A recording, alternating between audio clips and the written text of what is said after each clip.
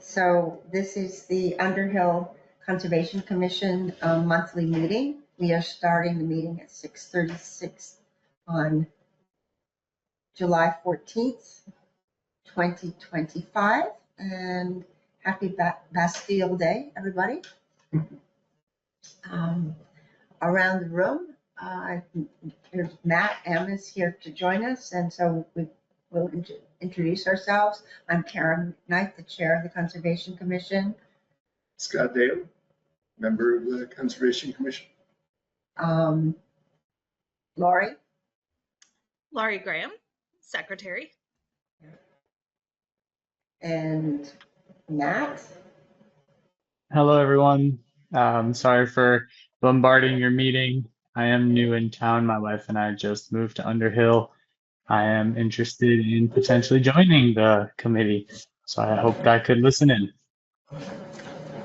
Okay, that's good. And Matt, what is your last name? My last name is Mears. That's Mears. Okay, well, welcome. And I see that Trinity is joining us as well.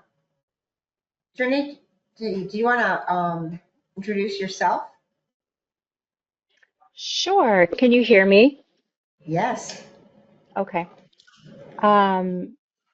Trinity Schroeder. I'm calling in from Oregon. I'm on vacation right now, and I'll be back in August. Yeah, I don't know. Is there anything else any other information we're providing right now as a group? No, I think it's good, unless you want to. Yeah, so welcome everybody, including Matt. And does anyone have any adjustments to the agenda that they want to add?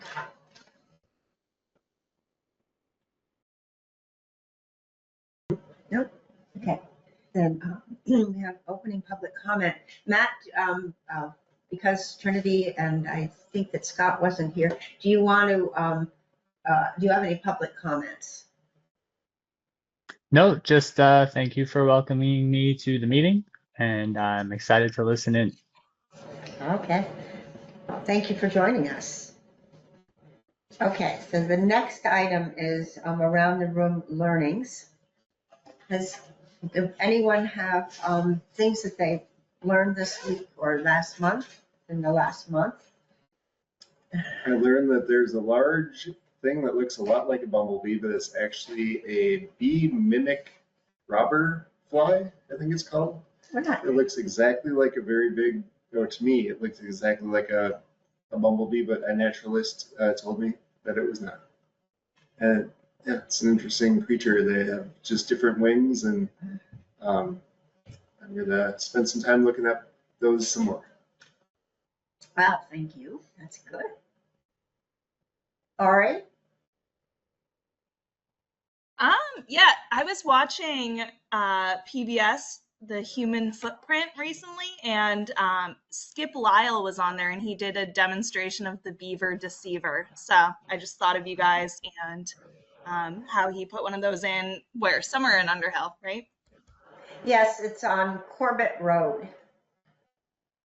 There's a beaver made complex, and the water goes into the Seymour River, which goes directly to the Lamoille, but going towards the Lamoille rather than joining the Browns River and looping around the way the other river does. Yeah. Awesome. Yeah. Trinity, do you have anything, observations for this? Not me, but Gabriel, my amazing 11, almost 12-year-old, has been making observations at my parents' bird feeder every morning. Around 4:30, 5 o'clock in the morning, he gets up and he watches the bird feeders, and he's been recording all the birds he's seen. And he's got 51 birds here that he's been cataloging, and including, I don't know, what do we have here? Purple martins, tricolored blackbirds, all sorts of hummingbirds, and he started painting them. So I thought I'd share some of his paintings. Oh, wow. They're lovely. That's lovely. This is a cedar waxwing, Stellar J. Oh, that's beautiful. I believe that's is that a Stellar J, Gabriel? Yes, he says yes. We have an American goldfinch Oh, yes. and a yellow-headed Yeah. blackbird. Yeah. A yellow-headed blackbird. I don't believe I've ever seen one. I mean, Now you have. you have? Oh, now you have. No, I have. While I've been sleeping, my offspring have been making observations on my behalf. But yeah, they're fascinated. They've become little ornithologists in our 2 weeks that we've been here. So Well, good work. Good job. A good learning experience. yeah. I have a sort of an observation too. I listened to a beaver broadcast by the, I think it was Vermont Land Trust, and it was about the beaver problems in Williston, and but they turned out that they're not problems. The town of Williston has decided to let the beavers be where they are. They have used a beaver deceiver in a couple of places, but they've adjusted trails, and because they felt that it was so important to control the water and to keep that spongy type of wetland area, that they didn't want to do any major trapping or anything. So that was, beavers are on our minds. Yes. Matt, do you care to comment? I don't want to put you on the spot. No, I wasn't prepared, but I do have one observation, brand new to my acreage here on Beartown Road, and we have several families of turkey roosting on our property, which is pretty cool. So that's my one observation for y'all. Wow, that's very nice. That is very good. I have another observation in that the bears are out. As my puppy actually alerted on something, and she didn't know what it was in the brush.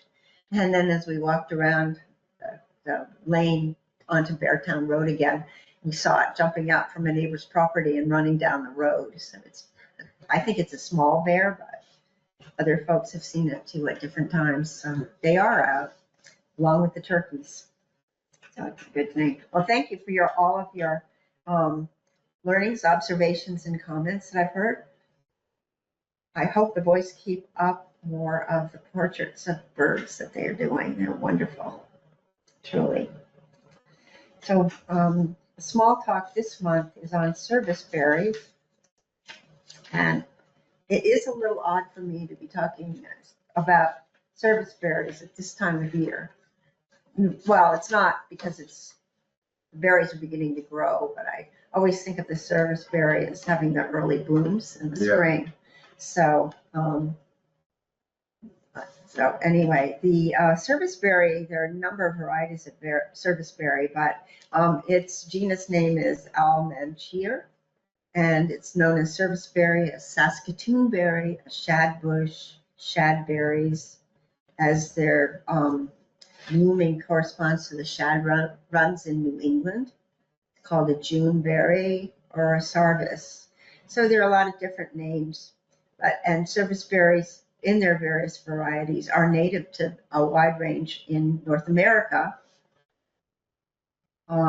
They're primarily concentrated, though, on the eastern and western parts of North America. So it's the upper areas, not many that are in New Mexico. But their hardiness ranges from zone 4 to zone 9. And I believe the mountainous parts of Underhill are zone 4. And but the others are, some of them it's 5. Just to give you an example of the spread and the different species of service berries, a downy service berry has a range of the Gulf Coast to Thunder Bay, Ontario, and Lac Saint Jean in Quebec. So that's quite a big range. It seems to like cold regions. The Canadian serviceberry ranges from Newfoundland to southern Ontario. Yeah, so it's kind of cool. There are other ones corresponding to different ranges. And they're found again at the same hardiness zones. I think that their success with serviceberry, their success is attributed, you can attribute that to their adaptability to various types of soil and sun exposures. I mean, they thrive really well, as most plants do, in kind of moist, well-drained areas, but they're frequently found on edges of ponds, swamps, and sometimes in the woods, wet areas as well. In her book, written in 2024, The Serviceberry Abundance and Reciprocity in the Natural World, the Indigenous scientist and author, Robin Wells Camara, considers the serviceberry's reciprocal relationship with the natural world as an embodiment of interconnectedness and gratitude. And she is a Indigenous person herself, and she thinks of plants like the serviceberry as sharing abundance in order also to survive.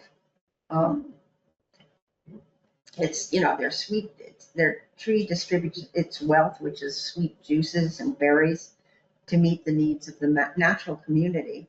And in so doing, it ensures its survival because, of course, the berries have seeds, and then if it's birds and other animals, they tend to, Yeah.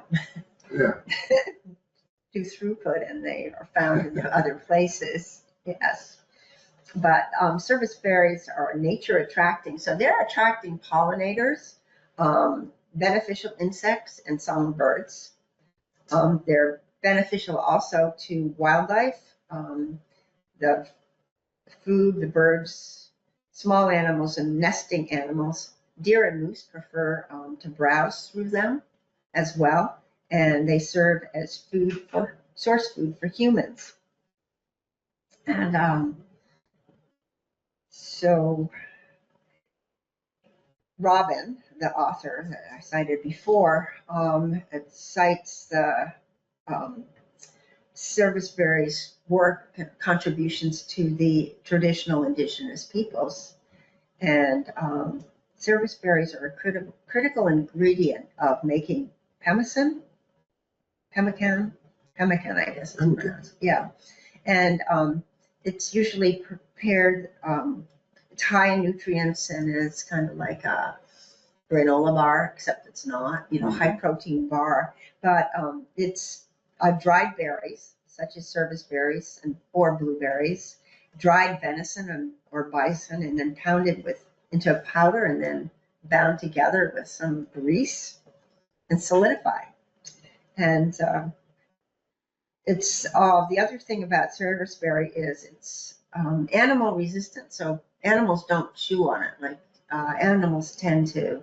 There's some that will eat the outside bark of different other kind of plants, or they will eat the plant. But with serviceberries, they can thrive because no one eats their roots, like voles, like roots. Mm-hmm. No one will. Voles don't like the roots of serviceberries and things like that. Other critters that would tend to eat other things like rabbits are not interested in serviceberries. And then the size of the serviceberry. So when I think of a serviceberry, I think of the huge serviceberry that is about 30 feet tall at the town garage. Mm-hmm. And a green up day, it's usually in bloom. So and that's why I wanted to actually talk about it in the beginning of May or in April. But they're very beautiful. Sometimes they're more like bushes, and you can see them along the roadsides.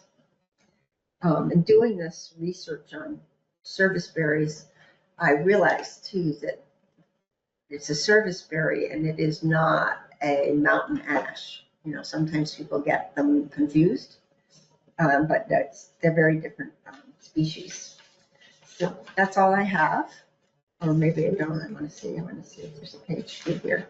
No, that's it. Do anyone have any questions? I wish I had photos of my own to show, but no. I really like that. You know, seeing the plant is sharing and that's helping other species survive. Yeah. You know, it's kind of this cooperation instead of competition kind of thing. Yes, that's what she's focused on Yeah, a lot. Cooperation instead of. Yeah. I like that. Yeah. You know, it is a different approach. So anyway, no other comments. I'm looking forward to trying some. Well, oh yeah, and actually, I'll have to find some photos and send them out of what they look like Yeah. with their fruit. You know, should be getting ready in another month. Say, yes. Okay. So on the agenda is the Brook Conservation District, and just before in mid-afternoon, Betsy texted me and sent me an update. She's not able to meet after all. She has some things that she needs to do that just came up at home today. So let me see if I can pull it up. Yes. So she wants first the kiosk. And you can add to this too because you were there. So Matt Chapek and Betsy met on June 28th. So that was a Saturday. I think so, Yeah. And Scott cut an extra wings from the frame of the kiosk. It looks better. Matt and Betsy did some woodland tidying up because it was raining and wet. We put off doing the staining. Next steps on the kiosk are to trim the cross piece and screw in place. Stain the whole kiosk, preferably twice. Mount the sign at the top and make sure that the combination works. And the combination is not working at the moment. I'll explain in a minute. But she'd like to stain on Saturday the 19th, and I think that's coming up at 8:30 in the morning. And unless it's too wet, she'd like some volunteers to do that. So do you want to talk a little bit about your adventure? Because it seems to me it was raining, but I don't know. Yeah, I can't remember. It didn't take that long. I just brought a handsaw and they brought a step ladder and went at it. I've brought some sandpaper tonight so I can stop by afterwards and sand the rough edges so that it's easier to stain. But yeah, I think it'll look nice. They brought the sign too, so it looks like it'll really look nice at the top of it. Yeah, it will look nice. I was there last week because a woman that's very involved with UVM extension and invasive species of all kinds, not just plants, but insects and things, wanted us to post a poster about cleaning your shoes. Don't come with mud and dirt on your shoes to walk around at the Brook. It's a spread of possible things that are detrimental to that area. Yeah. Let's see. Betsy had some other comments. And that was maps. There isn't any update on the map, the new map that we're making. And she would like to organize a blaze paint party later in the Septembers to blaze, I guess, trails before we put up the arrows and things. And then her other report was on pop-up painting. So she's purchased materials for 12 people and wants to offer August 16th or the 23rd for a pop-up painting and loves to have help with publicity and sign up and get it out on Front Porch Forum and social media. And she'll write up a blurb. So we'll be consistent in our message out. And that would be offered to 12 people to just go and paint in, I think it's the Meadow. Nice, yeah. So that's her update on that. Um, and then an update on the bug and bird exploration. The dates would either be September 6th, which is a rain date, or a rain date of September 7th at 9 o'clock in the morning. And again, we need publicity. And she said that Mo and Bernie are really enthusiastic about coming back and taking us on the tour. So that'll be really nice. So that's what she's sorry she's missing the meeting tonight. It's just very last minute. Because it was my job to go out there to make sure things are okay at the Crane Brook. I think it was for June, and I did go out in June, but I went out again this past weekend when it was so hot, because about 2 or 3 years ago, we had an outbreak of cyanobacteria. And so I went out to sort of see, it's sort of a green blue, and see if there was any in some areas.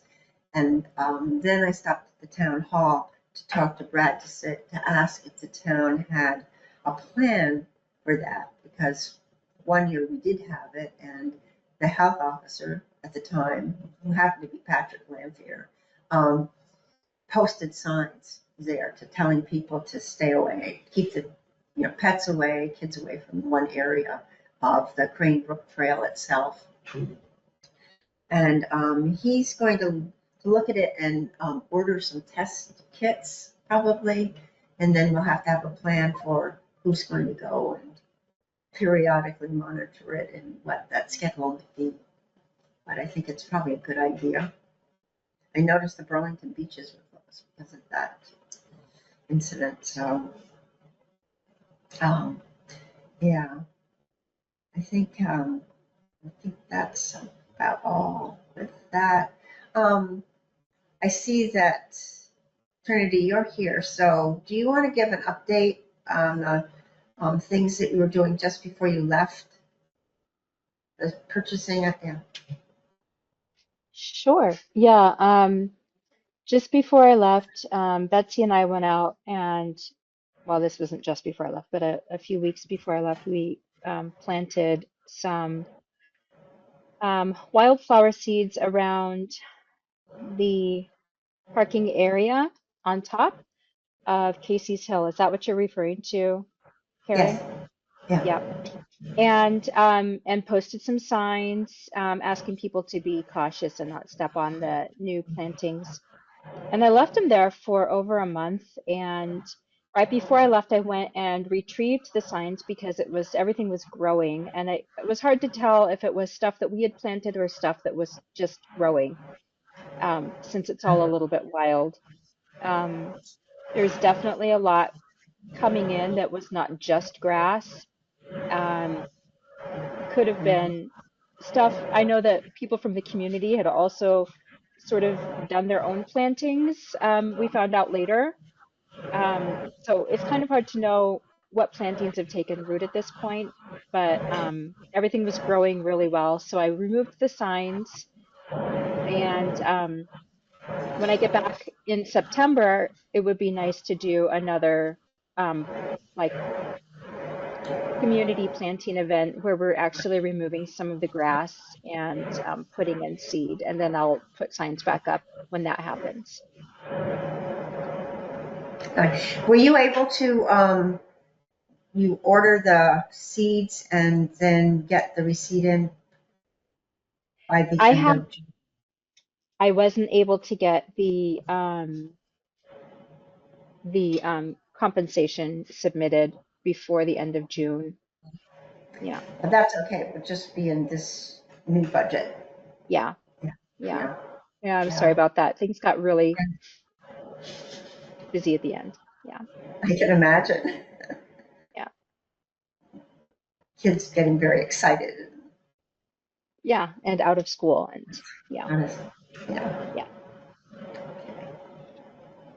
yeah. Any other Um, questions about that? I mean, I haven't seen it for a little while, so I don't know what it looks like now. I'm not really sure.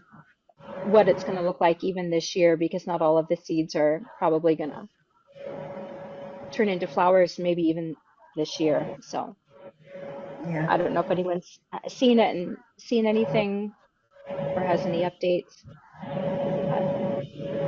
But I drive by it, but I haven't stopped to walk to see okay. what's, going on. Yeah. I know that the meadow was hayed, Oh, um, okay. just, Yeah.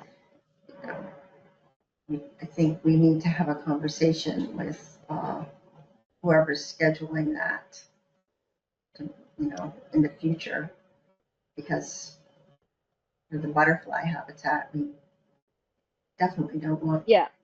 things hayed. Yeah, it is right now the very beginning of that generation of monarchs that's going to be laying their eggs should be happening right exactly now. So anyone looking for monarchs should be seeing them. I don't, has anyone seen monarchs in their yards or in the area at this point? No, I No, haven't no, I seen, haven't. Lori? no, I haven't seen any yet this year. Yeah, I haven't seen any. The only ones that catch my attention are the swallowtail. I They're got a pic. Yes, I saw those before I left. I got a picture from my husband. We had a monarch in our yard just this week, so I guess they're starting to trickle in, and as we know, the numbers are down, so it's hard to, you know, hard to see them. But one female monarch can lay hundreds of eggs, so hopefully the few that make it can get that next cycle started. And the next cycle will be the large monarchs that head back down to Mexico at end of the summer.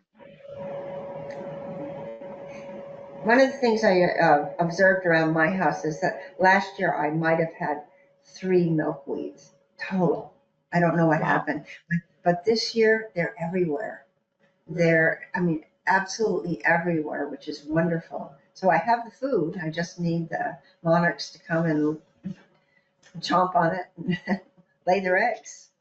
Right. Yeah. And maybe hopefully they will. Yeah, Yeah. great. Right. Right.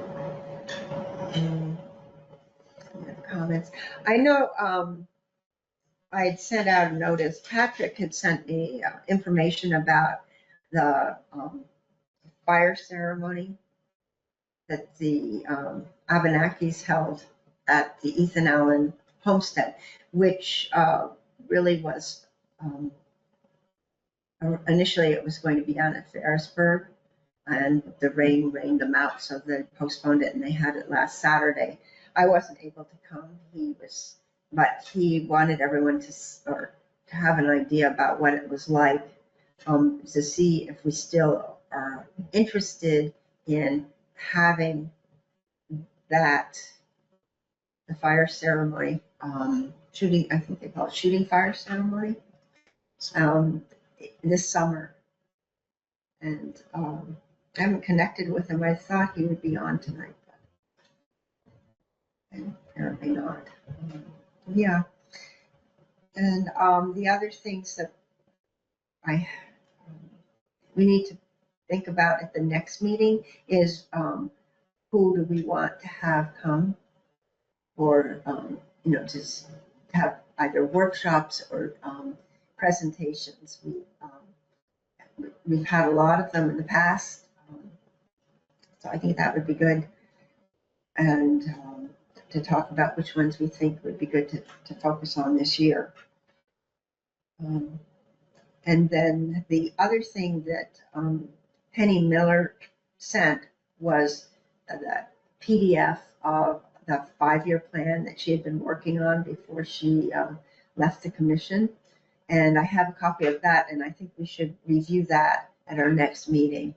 I didn't receive it until after I had sent out the agenda, so and I didn't think it would be fair to um, discuss it without all looking it over prior to. I have not. Um, yeah, but that's all I have for the meeting. It's very short, Matt. I'm sorry. It's so short. Usually there's a lot to talk about, but this was a mid-meeting, and but next steps for next time, we'll talk about the 5-year plan. Okay. And I will send out some suggestions about workshops.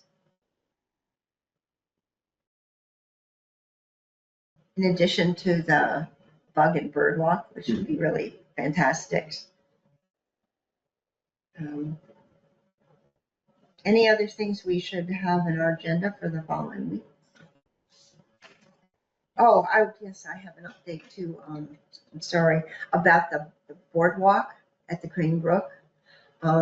Brad thinks that conditions, even though it has been raining, are much better, and he was going to contact the town foreman for installing the boardwalk. So that is, if you remember where we pulled the knotweed and put down mesh a couple of years ago, it's a trail that comes down furthest to the north onto the Crane Brook from the Rim Trail. And we are putting in a new walkway, people to get across the wetlands that are there. That's what Logan Wells had done as the Cub Scout. I'm sorry, the Eagle Scout. So, yeah. So next steps will be that. We plan to meet. Hopefully, some of us can meet with Betsy on the dates, which I'll reiterate what they are. Yes, Betsy. Okay. Saturday the 19th, which is this coming up Saturday. I think I can be there to help stay. Yeah. Yeah, we can be there. We'll hold the fort for you, Trinity. And then on the August 16th or 23rd, Betsy's going to have a painting, I think. So maybe we can do some, Laurie could make some beautiful posters for the painting workshop. Yeah. Yeah. Yeah. And I can put the information out on Facebook. And then the bug and exploration, that's, in September. So right now we don't have to start doing anything with it. Yeah. So any other items that you'd like to add? No? No? Oh, okay. All right. So is there then a motion to adjourn? I We move to approve adjourn. the minutes. Oh, the minutes. Yes, I'm so sorry. Yes, we need to approve the minutes that Lori sent out. They were great. They're really, Lori, your minutes are perfect. Is there a motion to approve the minutes from June 10th? Is it June 10th?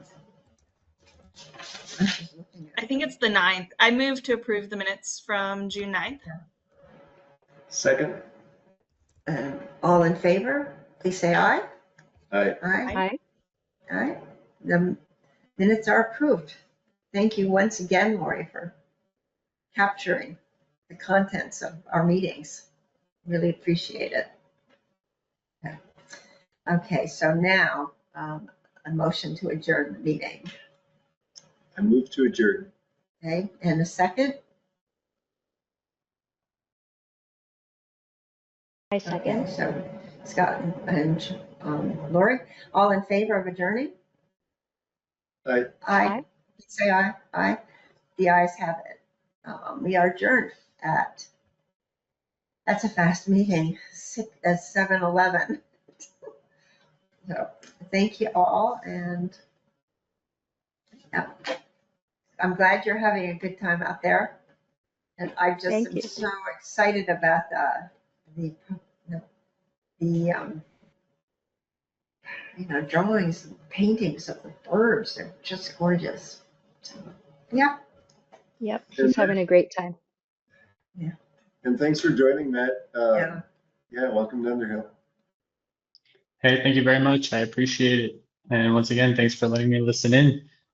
Certainly will be interested in, volunteering and getting involved in any way I can.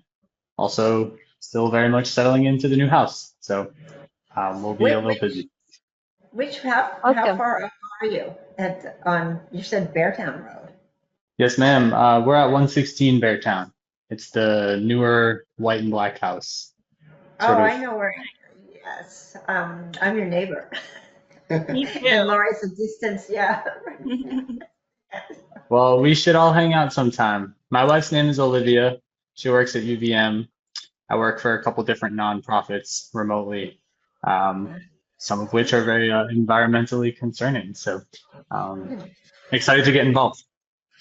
Good. Well, If you want yeah, to drop thank your you. email, I can include you on our list for the minutes and other events. Yeah. I just sent it in the chat. Thank you so much. Yeah. All right. What's in the chat? Did you get that, Laurie? Yep, got it. Okay.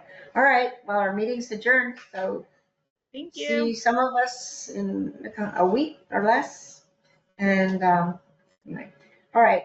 Thanks for coming. And Thanks. thank you for Bye. your interest, Matt.